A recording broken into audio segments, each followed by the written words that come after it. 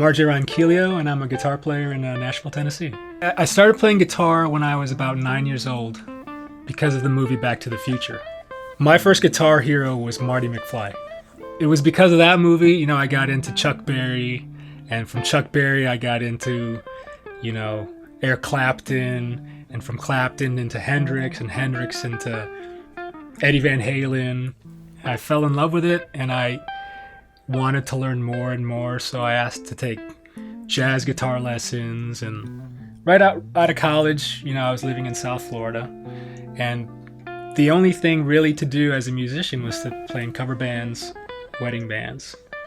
So I got into that scene. At the time, it was paying better than the day job that I had, which was selling cell phones at the mall. Also, I eventually quit that job and just did music full time. And it was so cool to be able to just play music, you know, on a constant basis and make, you know, enough to live, pay my bills and eat. So I had met a couple people that were doing touring gigs, and they had asked me if I wanted to come out on tour. And one of the first gigs I did was with this reggae band Inner Circle, who's known for the Cops theme song, the Bad Boys, What You Gonna Do? That was my first real tour where, you know, we were on a bus and flying all over the world and everything. So I did that for a couple years, and eventually I got to tour with Ricky Martin, and that was amazing. That was like, you know, a world tour. The first couple shows were in San Juan, Puerto Rico, and he's Puerto Rican, so you know those shows were all going to be sold out. It's the first time I ever played an arena, and when the intro music starts rolling, and the first time you go out, all you hear is a wall of screaming for like the first 2 minutes of the show. It was ridiculous. You really do get like high from that energy from the crowd. That was basically, you know, all year long for me. So I was worn out towards the end, you know.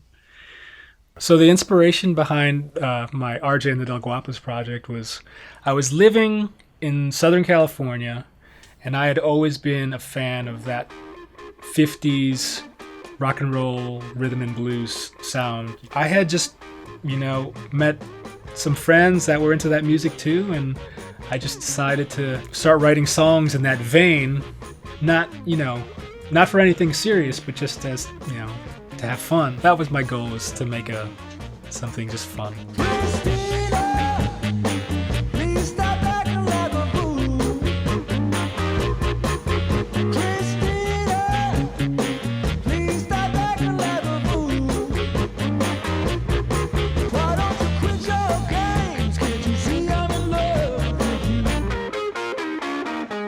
I was in LA for about 6 or 7 years, and decided it wasn't for me, and my wife and I headed over to Nashville.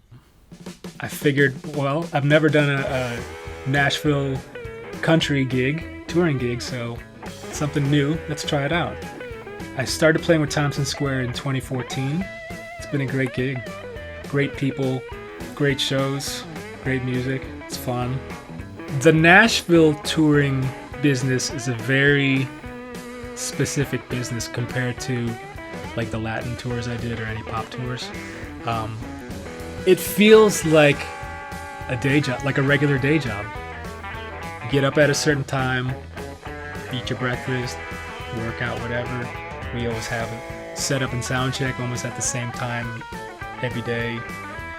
The shows are usually around the same time every day, so you get it dialed in, and it's pretty comfortable.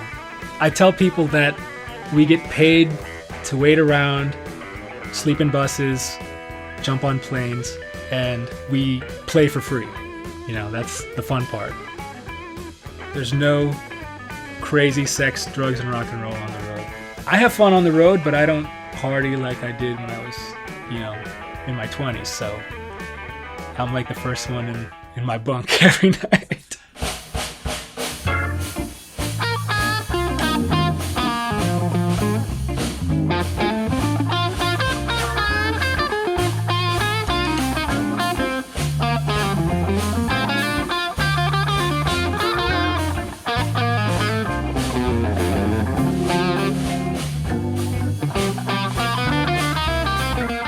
So there's this guitar company called Eastwood Guitars that I had been interested in buying one of their guitars. So I had emailed and I said, hey, can I get a discount on this guitar? I'll do a video for you. I'll do a demo video. I really had no idea what, YouTube was about to become. I started with one video with them. It did really well for their company, apparently. And they said, well, why don't we send you a couple more guitars and do some more video demos? It was cool because I got to play all these new instruments that I've never seen before. And as a guitar player, we love gear, so basically having like Guitar Center at your house for like a couple weeks. Around that time, I would have never thought that YouTube was going to be anything that I would be doing more than just like posting a couple videos as a hobby or just trying to get some stuff out there. But it's not strange to see someone doing it full time and that's all they do, and they're doing really good at it and making a great living out of doing it.